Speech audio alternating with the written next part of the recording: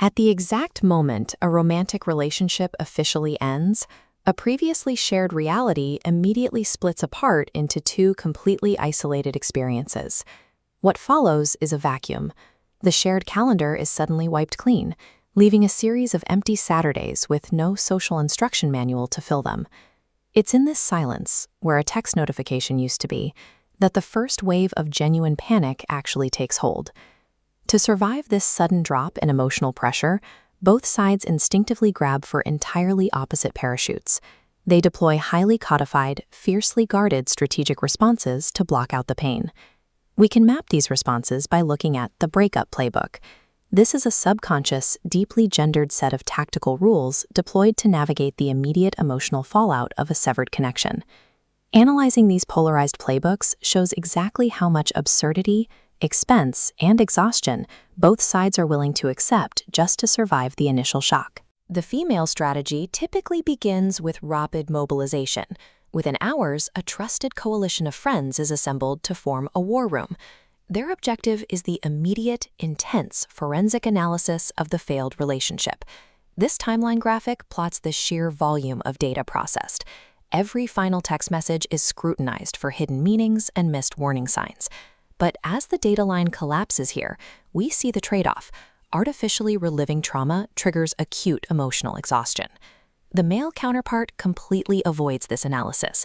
The distraction protocol relies instead on a sudden burst of high-intensity physical activity and a complete, deliberate rejection of emotional processing. When peers inevitably check in, the male masking behavior activates. The reflexive response is a monotone, "I'm good." It acts as a conversational dead end, a shield designed to deflect inquiry and halt any internal reflection. The distraction works for the first few weeks. However, deferring the pain doesn't erase it. It simply creates a volatile emotional debt, ensuring a heavy psychological breakdown will arrive later. Next comes the battleground of social media. The female playbook dictates the "I'm thriving" campaign. This requires immense logistical effort, scouting locations, coordinating outfits, and capturing dozens of photos to project a flawless, joyful post-breakup existence. The male strategy swings entirely in the opposite direction, toward radio silence.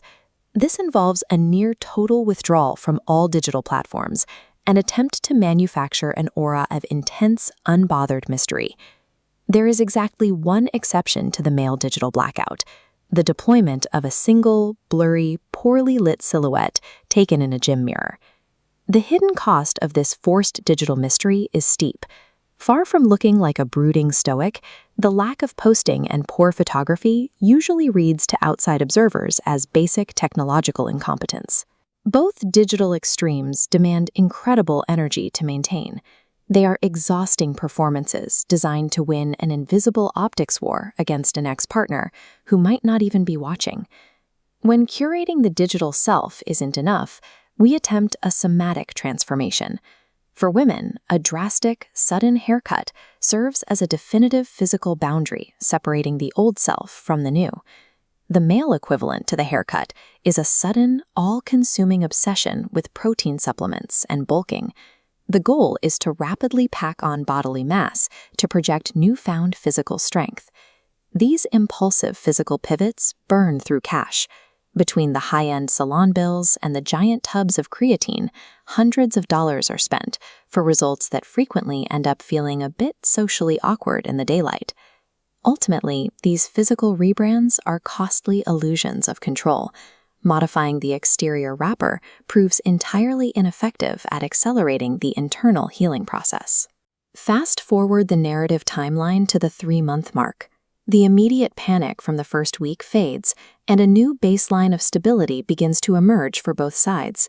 By front-loading the grief through marathon analysis sessions, the female strategy eventually burns itself out. The early exhaustion gives way to genuine psychological peace and acceptance of the new reality. This chart visualizes the intersection of the two timelines. The female line spikes early and stabilizes, while the male line flatlines before spiking late.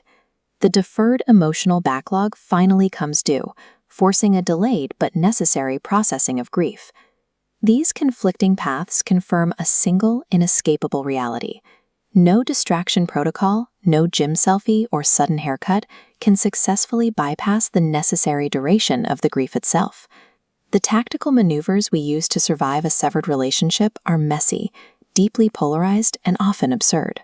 But when the dust settles, the simple tossage of time remains the only strategy with a guaranteed success rate.